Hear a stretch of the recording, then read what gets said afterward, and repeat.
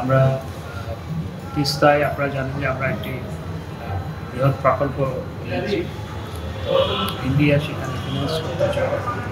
আমরা যেটা বলেছি সেটা হচ্ছে তিস্তা প্রকল্পটি বাস্তবায়ন করা হবে, সেটি আমাদের নিড অনুযায়ী হতে হবে। আমাদের নিড যাতে ফুলফিল হচ্ছে।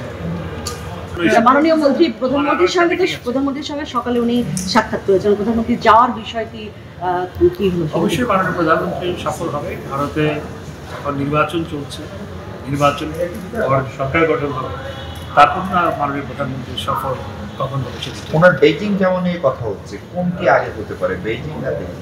দেখুন, দিল্লি তো আমাদের চেয়ে আমাদের কাছে, বেইজিং একটু দিল্লি আগে হচ্ছে নাকি দিল্লি থেকে বেইজিং? তারপর আমাদের প্রধানমন্ত্রী অনেক আগে থেকে ভারত সফরের কথা আছে।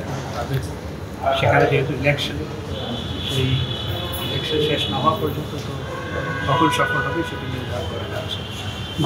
চায়না প্রজেক্টের সাথে তিস্তা প্রজেক্টে গতকাল উপজেলা নির্বাচন প্রথম পর্যায়ে অনুষ্ঠিত হয়েছে এবং দেখা গেল যে মোটামুটি শান্তিপূর্ণ হয়েছে। তো প্রশ্নটা হচ্ছে বিএনপি বড় দলের মধ্যেও মানুষদের ভোট দিলে প্রায় 40% বা 50%।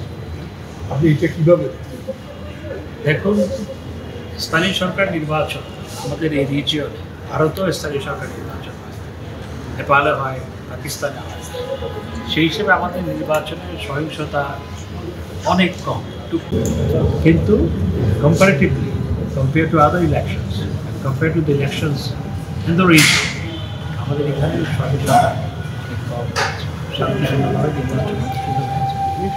ভোটার টার্নআউট আমি বলব অত্যন্ত সন্তোষজনক।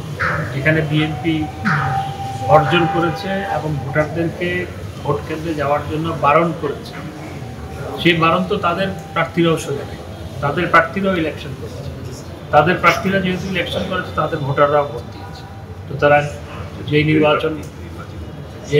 নির্বাচন হয়েছে এবং নির্বাচনে যেভাবে ভোটার টার্নআউট, দিস ইজ স্যাটিসফ্যাক্টরি।